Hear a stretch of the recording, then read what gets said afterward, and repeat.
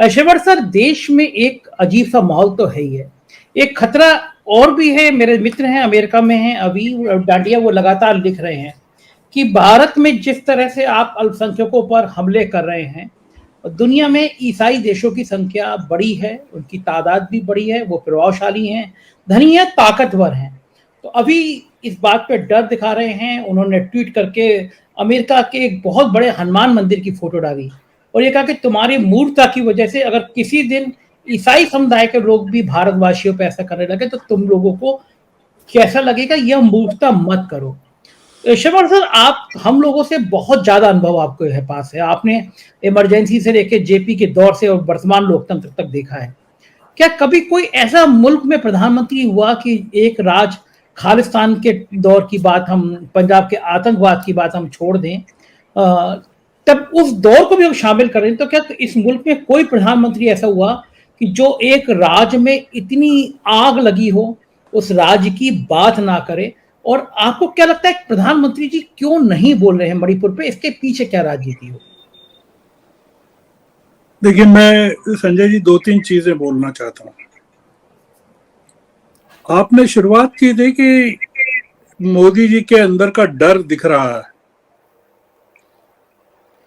आपके दर्शकों को की जानकारी में थोड़ा सा ये होना चाहिए कि ये मोदी जी के अंदर का डर नहीं दिख रहा है। मोदी जी के अंदर का जो तानाशाह है वो नजर आने लगा है। वो बैठा हुआ था, मतलब लोकतंत्र की खाल या लोकतंत्र का मुखौटा पहन के जो बैठा हुआ था वो अब उतर रहा है, मुखौटे की का रंग निकल रहा है। उनके अंदर बैठा हुआ गुजरात का मुख्यमंत्री नजर आ रहा है और ये मुख्यमंत्री वही है जो मणिपुर का मुख्यमंत्री है। मतलब आप मणिपुर के मुख्यमंत्री जो मैती है, जो कुकीज पर जो वहां अत्याचार हुए हैं, जो बचा रहा है उनको, गुजरात में पीएम को, मतलब गुजरात का ये जो बहुसंख्यकवाद है, इसी ने पीएम को राजनीतिक सफलता दिलाई थी। देश को बहुसंख्यकवाद और अल्पसंख्यकों के बीच में विभाजित करके,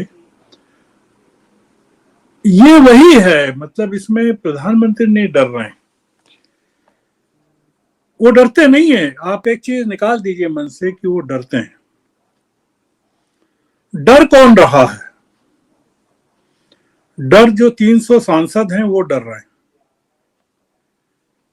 ये जो आपने इनका जिक्र किया, हमारे गायक तिवारी जी का, जिन्होंने नामर्द शब्द का इस्तेमाल किया, आप उनका वीडियो देखिए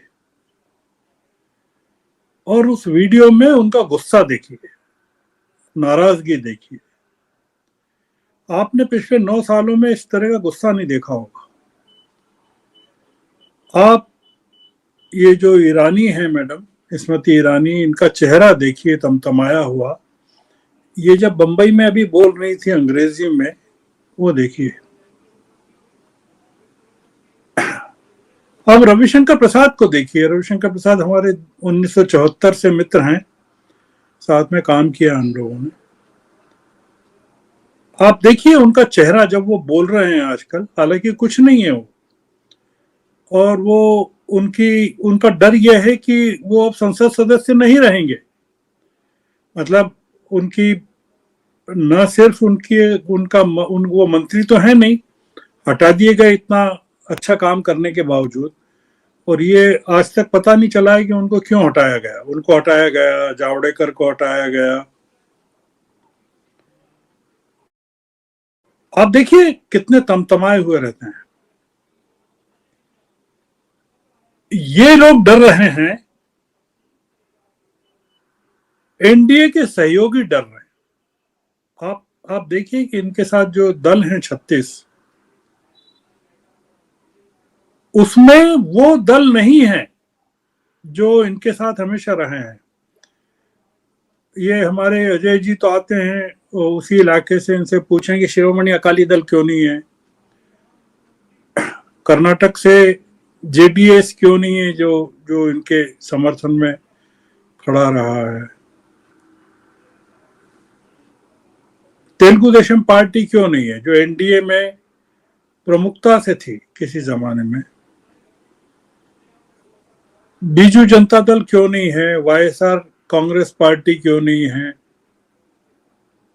आप सारे दलों के नाम ले लीजिए, जो उन दलों को जोड़ लीजिए जो इनके साथ एनडीए में रहे हैं। जदयू तो है ही नहीं। इनके साथ सबसे बड़े दल कौन है संजय जी, लोगों को पता होना चाहिए। शिवसेना जो टूट कर आई है वो है, अजीत पवार का फैक्शन जो टूट कर आया वो है,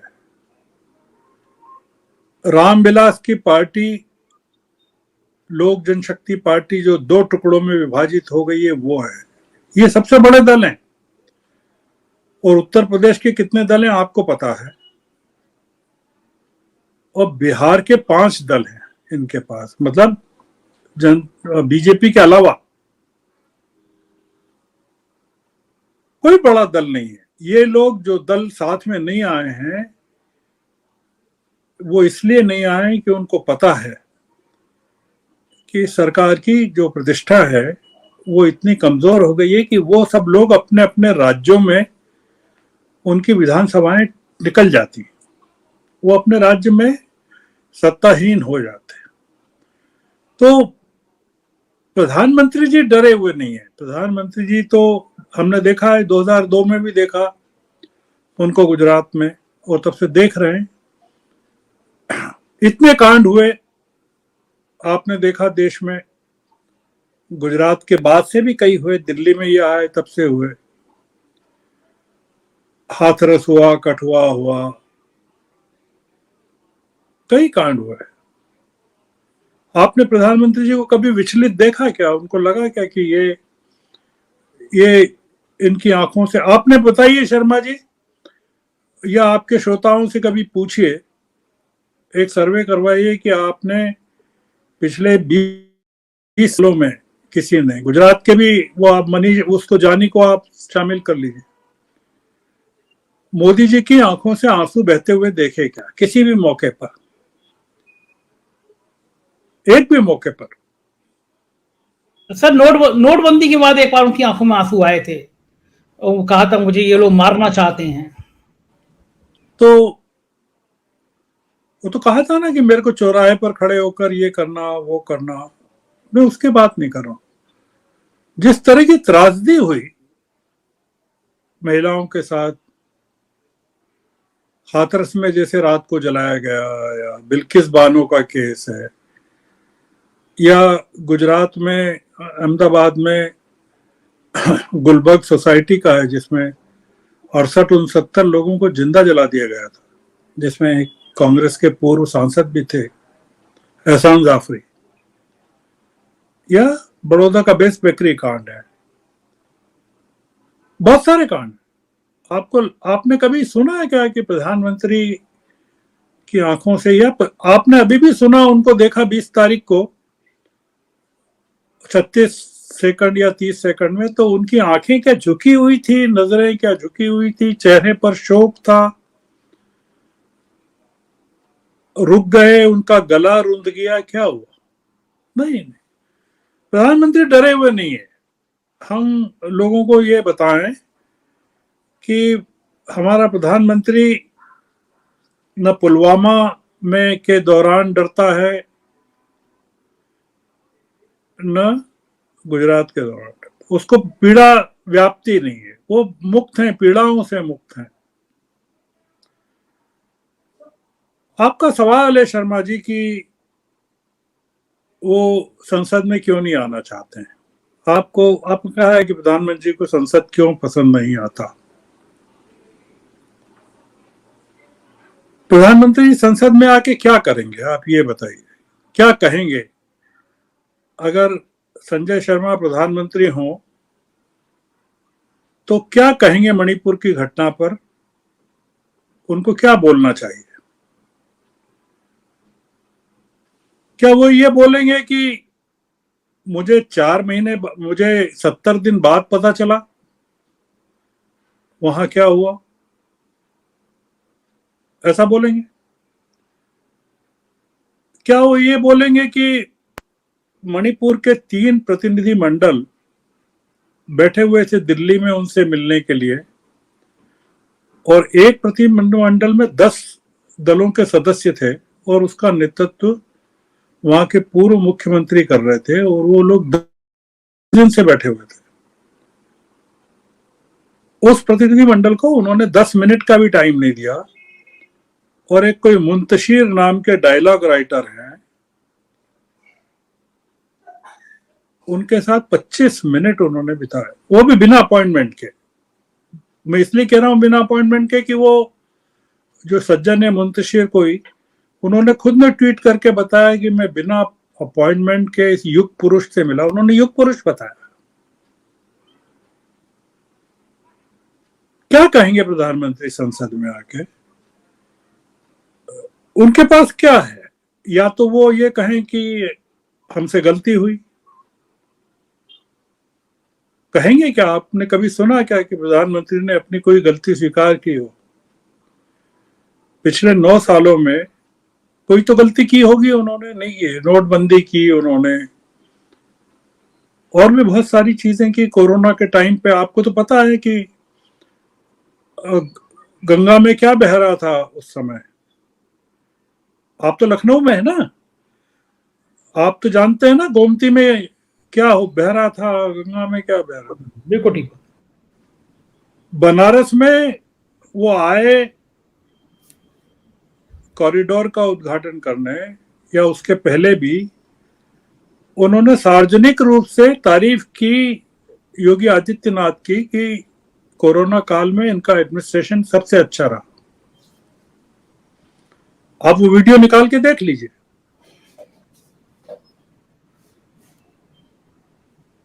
आपने कभी सुना कि इन्होंने इतनी मानवीय त्रासदियां हुई, मोरबी का पुल धंसा, उड़ीसा की ट्रेन दुर्घटना हुई, हमारे प्रधानमंत्री दुखों से परे हो गए। वो जो गीता का कर्मयोगी हो गए, वो दुखेशु दिग्न मना सुखेशु विगत स्पृहा वीत राग भय क्रोध स्थित प्रज्ञ मुदित। वो दुख से दुखी नहीं होते और सुख से सुखी नहीं होते। तो ये आप इनकी तुलना किसी भी दुनिया के प्रधानमंत्री या राष्ट्राध्यक्ष से मत कीजिए। आप इनकी तुलना भारत के किसी भी पूर्व प्रधानमंत्री से मत कीजिए, और आप देश में आने वाले किसी भी नए प्रधानमंत्री को उस प्रधानमंत्री में नरेंद्र मोदी का चेहरा ढूंढिए। भारतीय जनता पार्टी में भी नरेंद्र मोदी की टक्कर का कोई आदमी नहीं है, मतलब अमित शाह भी नहीं। हालांकि वो, आपने देखा क्या अमित शाह को? उनके आपने जो वीडियो दिखाया उसके आसपास कहीं बैठे हुए देखा क्या अमित शाह को? क्यों आपने सवाल ही नहीं किया कि वो चल रहे थे तब भी अमित शाह नहीं दिख रहे हैं? आपने दिखाया ना वीडियो, फिर से दिखा दीजिए लोगों को एक बार फिर से कि वो बीजेपी पार्लियामेंट्री पार्टी की बैठक में आ रहे हैं चल के, तो उनके साथ कौन कौन ने दिखा दी। और वो बैठे हुए हैं तो उनके एक तरफ एक सीट खाली है, दूसरी तरफ दूसरी सीट खाली है। तो एक सीट खाली है, उसके बाद पीयूष गोयल बैठे हैं, दूसरी सीट खाली है, उसके बाद राजनाथ सिंह बैठे हैं। तो अमित शाह क्या कर रहे हैं? वो क्या सभा का संचालन कर रहे हैं क्या?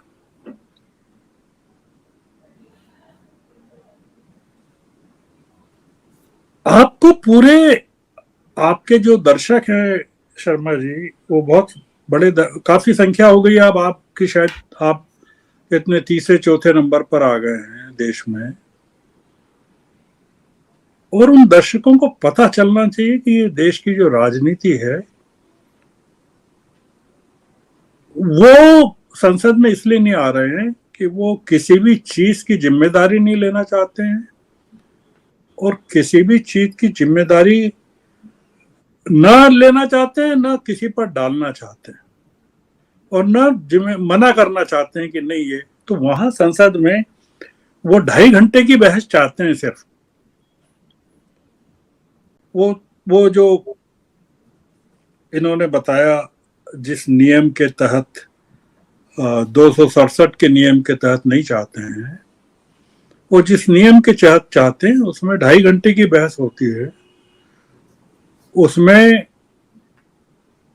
गृह मंत्री बोलेंगे 1 घंटा और 1.5 घंटे में बाकी सदस्य बोलेंगे, जिसमें सत्तारूढ़ दल के भी होंगे दूसरे लोग। और जब विपक्ष बोलेगा तब सत्तारूढ़ दल के लोग हल्ला मचाएंगे, तो वो बोलने नहीं देंगे। और विपक्ष पूछ रहा है कि भाई गृह मंत्री आप बोलना चाहते हैं तो आप हैं कौन? आप क्या प्रधानमंत्री हैं? क्या आप सदन के नेता हैं? आप किस हैसियत से बोलना चाहते हैं? तो अब आपने देखा विपक्ष के लोग अविश्वास प्रस्ताव ला रहे हैं। वो अविश्वास प्रस्ताव मंजूर नहीं होगा अगर मतलब जो लगता है कि वो स्पीकर उसको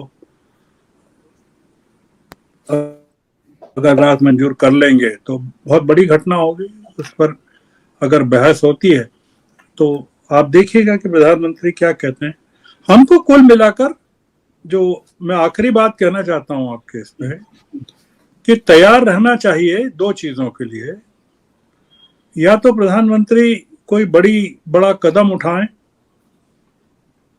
अपनी सरकार को बचाने के लिए, पार्टी को बचाने के लिए, और या 5 राज्यों के साथ जो चुनाव हो रहे हैं विधानसभा के, उसके साथ वो चुनाव आयोग से सिफारिश करें कि भाई एक देश एक चुनाव की तरफ हम जा रहे हैं, तो 3 महीने पहले 4 महीने पहले लोकसभा के चुनाव भी करवा दीजिए और महाराष्ट्र विधानसभा के भी करवा दीजिए। इससे खर्चा भी बचेगा, क्योंकि जितना समय बीतता जाएगा संजय जी, उतना ज्यादा प्रधानमंत्री की प्रतिष्ठा, बीजेपी की प्रतिष्ठा, सरकार की प्रतिष्ठा और इंडिया की प्रतिष्ठा कम होती जाएगी। तो इसलिए प्रधानमंत्री उस चीज का मुकाबला कैसे करते हैं, हमको आने वाले दिनों में उसके लिए तैयार रहना चाहिए।